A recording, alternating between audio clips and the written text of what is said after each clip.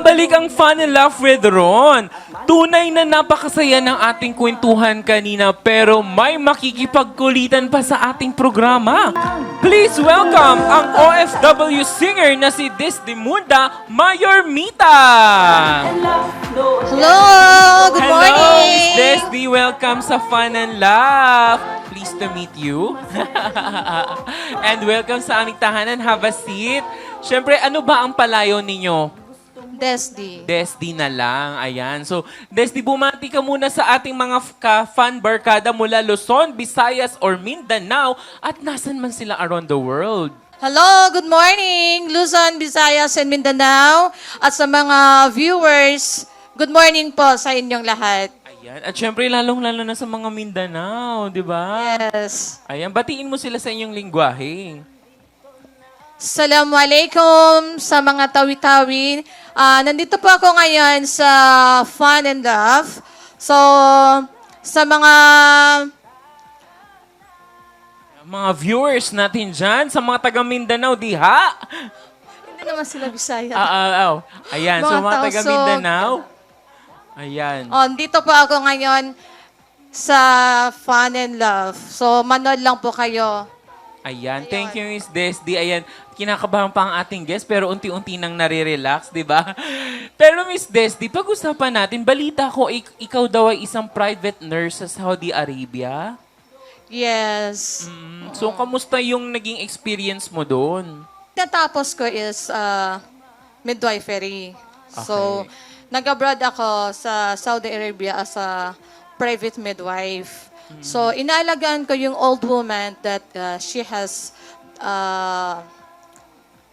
diabetes. So, at saka Alzheimer's. Ang mga Alzheimer's. Pero dito, paano mo naisipang sumugal pumunta sa ibang bansa? Bakit parang pwede namang dito sa Pilipinas, pero dati bakit nasubukan mong humanap ng opportunities abroad? Kasi sa totoo lang, Sir Ron, alam naman natin dito sa Pilipinas, kahit anong posisyon or anong work, hindi pa din kaya natin isupport yung lahat ng family natin. So, may opportunity noon, time na yon, which is yung brother ko, pinaalis niya ako papuntang abroad. So, naging okay naman. So, since nag-aral ako, ay nag-ano na ako yung pag after ko mag-graduate, gusto ko talaga mag-abroad. Talagang calling mo talaga. Pero syempre, di ba, hindi naman lahat ng nagiging OFW ay happy-happy lang talaga. May mga struggles yan. Di ba? At ano yung mga naging struggles mo na pwede mong ikwento sa amin?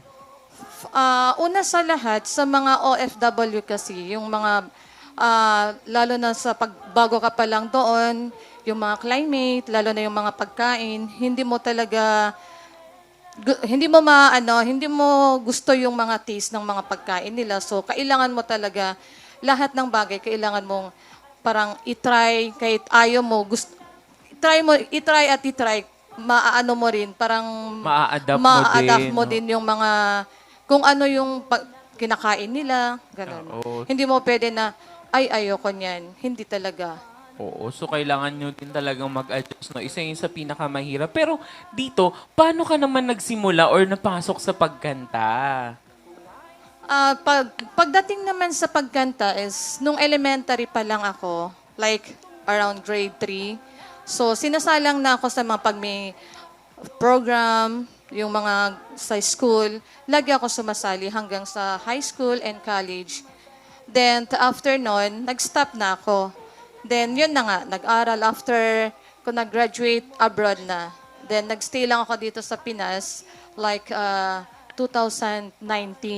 Dito na ako sa Pinas. Until Before now. the pandemic? Yes, before the pandemic. Oh, okay. Pero dumating ba sa punto ng iyong buhay na parang ayoko nang kumanta, parang napagod ako, parang ipupush through ko na lang yung career ko?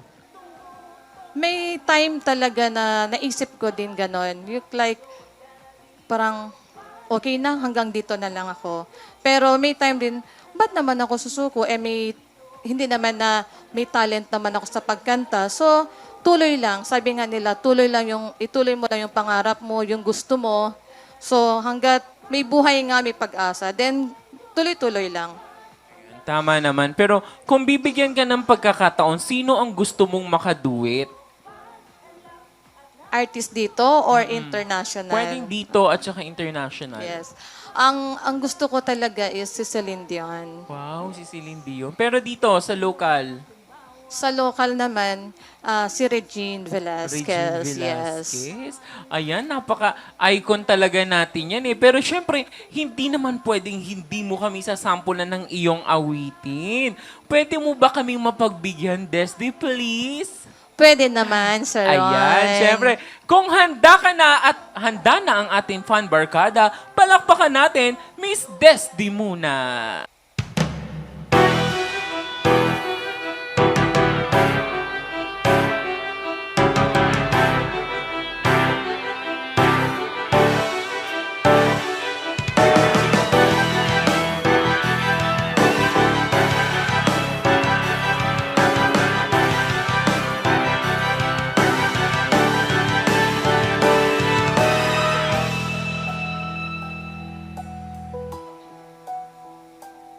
Nung silang ka sa mundong ito, laging tuwa ng magulang mo, at ang kamay nilang iyong ilaw.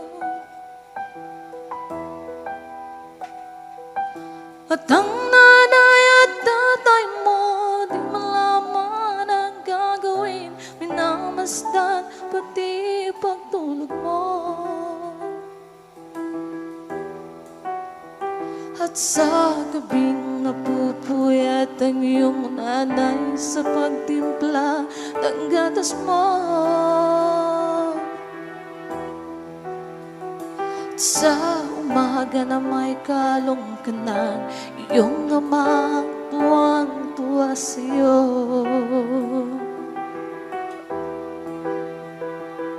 Ngayon ay malaki ka na, nais mo'y maging malaya, di man sila paaya, walang magagawa. Ngayon ay biglang nagbago, naging matigas ang iyong ulo, at ang payo nila'y sinuway mo.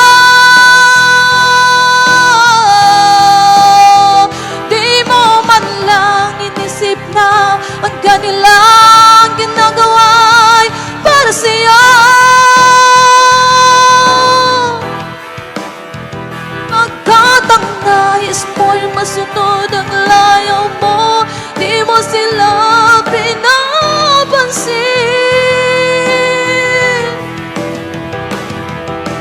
Ang bang mga araw at ang landas mo'y naligaw, ikaw ay nalulong sa masamang bisyo.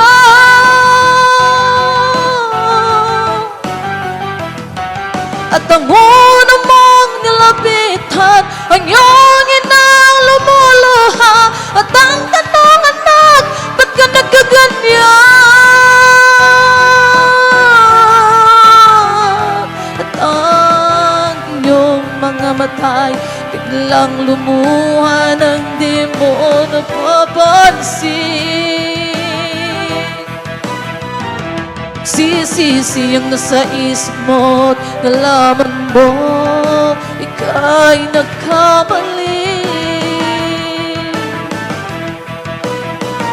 Pagsisisi ang nasa isip mo't nalaman mo ika'y nagkamali.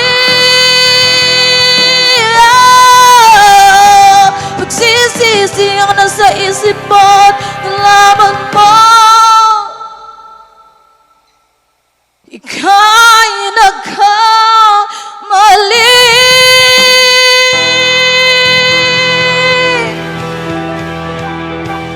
Thank you.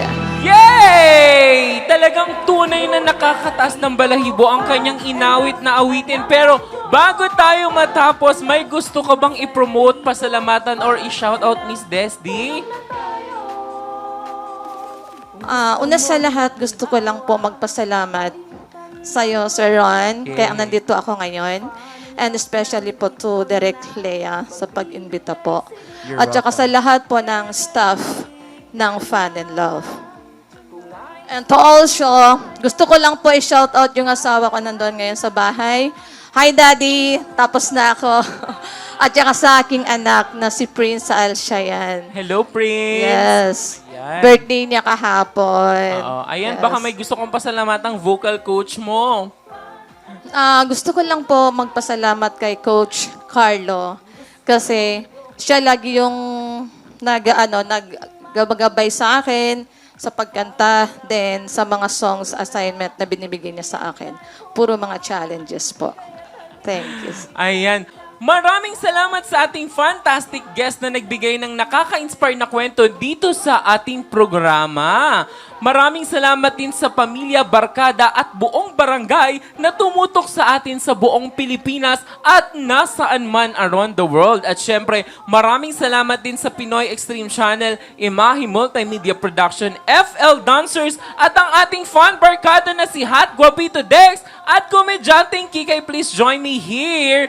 At sa ating mga online viewers. Ayan, at syempre, patuloy na samahan ng ating mga online verse host na si Axel Romeo sa ating Fun and Laugh Online Kulitan. At para sa mga gustong balikan na episodes, maaari ninyong mapanood ito sa ating official YouTube channel na Fun and Laugh with Ron. At para naman sa ating mga latest ganap ay maaari ninyong i-follow ang ating mga official social media platforms na at Fun and Laugh Official sa Facebook, Instagram at TikTok. Ayan, at magkita-kita tayo muli sa susunod na kwentuhan at kulitan. Ako ang inyong fantastic TV host, Ron, at ito ang inyong programang sigurado ang fun at sure na sure ang laugh, ang Fun and Laugh with... Fun and laugh, nood ka na dito. Fun and laugh, at na ma-enjoy mo. Fun and laugh, masaya dito. Tutong na tayo.